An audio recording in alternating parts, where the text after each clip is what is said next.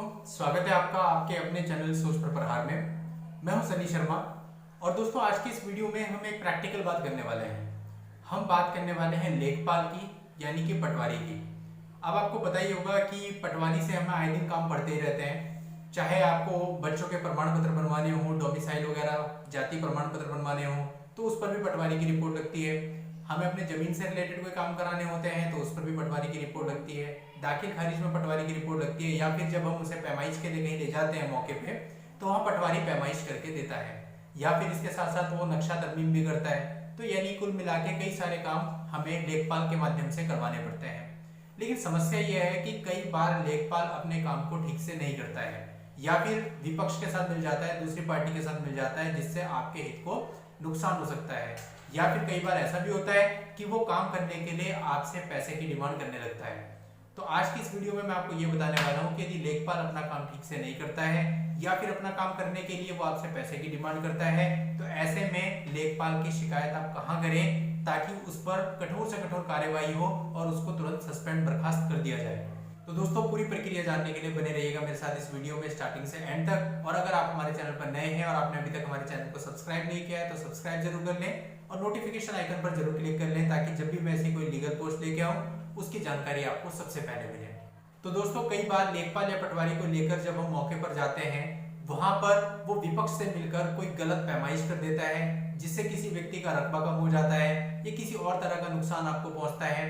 तो ऐसे में सवाल ये आता है कि अब हम लेखपाल के द्वारा या पटवारी के द्वारा की गई इस गड़बड़ी को ठीक कैसे करवाएं। तो दोस्तों, इसके लिए आपको सबसे पहले एक एप्लीकेशन एसडीएम साहब के नाम लिखनी है। अब जब आप एसडीएम साहब को एक एप्लीकेशन लिखेंगे तो उसमें आप पूरी बात बताइए कि आपके हितों का किस तरह से नुकसान किया जा रहा है, क्या गड़बड़ की गई है, और उससे रिलेवेंट, उससे संबंधित जो भी डॉक्यूमेंट्स आपके पास है, कोई रिकॉर्ड आपके पास है पुराना या नया, उसे उसमें लगा दीजिए। अब जब ये एसडीएम साहब के पास एप्लीकेशन पहुंचेगी और उसमें देखेंगे कि एक्चुअल में मामला क्या है, और उसमें अगर रिकॉर्ड भी लगे हैं तो भी बढ़िया है, और अगर नहीं लगे हैं तो भी आप एप्लीकेशन दे सकते हैं। अब एसडीएम साहब क्या करेंगे, तुरंत इसकी जांच के आदेश देंगे तहसील को, और वहां पे जो तहसीलदार होगा वो देखेगा कि भाई क्या मामला है। अगर तहसीलदार को ये लगता है कि वाकई इसमें कुछ छेड़छाड़ की गई है जिससे किसी का नुकसान हो रहा है, किसी का रकबा कम हो रहा है या किसी और तरह का नुकसान हो रहा है, तो तहसीलदार तुरंत आदेश देके उस गड़बड़ी को ठीक करवा देगा। तो इस तरह से यदि लेखपाल या पटवारी के द्वारा काम करने में किसी भी तरह की गड़बड़ी की गई है, किसी तरह की छेड़छाड़ की गई है, तो आप इस तरह से उस छेड़छाड़ को, उस गड़बड़ी को ठीक करवा सकते हैं। अब दोस्तों, दूसरे पॉइंट पे बात कर लेते हैं कि यदि आप अपना कोई काम कराने के लिए लेखपाल या पटवारी के पास जाते हैं और वो आपसे काम करने के बाद पैसों की डिमांड करता है, ये कहता है कि आप मुझे इतने पैसे दीजिए तभी मैं आपका काम करूंगा, तो अब ऐसे में क्या किया जाए। अब ऐसे में क्वेश्चन ये है कि यदि आप इसकी शिकायत एसडीएम साहब को करते हैं तो इसका कुछ खास फायदा नहीं मिलता है, क्योंकि ये पूरा डिपार्टमेंट एक ही है, एसडीएम साहब भी उसी डिपार्टमेंट के हैं, तो ऐसा देखने में आता है कि ऐसे में कार्रवाई नहीं होती है। तो यदि आप एसडीएम साहब को एप्लीकेशन दे दें, या तहसीलदार को एप्लीकेशन दे दें, या फिर डीएम साहब को एप्लीकेशन दे दें, तो ये सारे एडमिनिस्ट्रेशन के ही पार्ट हैं। तो दोस्तों, इसीलिए मैं आपको ये सजेस्ट करना चाहूंगा, ये राय देना चाहूंगा कि यदि आप लेखपाल या पटवारी की शिकायत करना चाहते हैं इस मामले को लेके कि वो पैसे मांग रहा है आपसे काम करने के लिए, तो कभी भी उसकी शिकायत प्रशासनिक लेवल पे मत कीजिए, एडमिनिस्ट्रेटिव लेवल पे मत कीजिए।